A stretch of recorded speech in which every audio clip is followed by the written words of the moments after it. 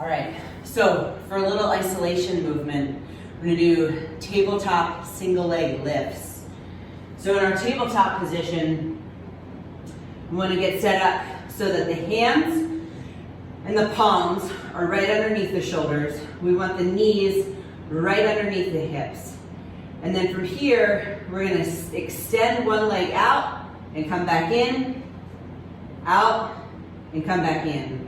So our goal is to shift the weight into the right side, or the side that's not moving, not letting the hips move too much, but forcing the hip and the knee on that working leg to extend. So we're gonna contract the glutes and the quads here at the top.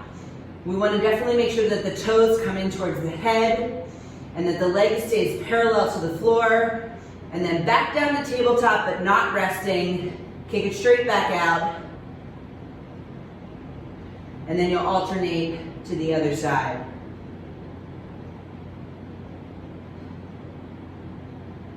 You can hold it at the top for about 2 to 3 seconds. We're not trying to do this one fast. And you'll rest here in the center.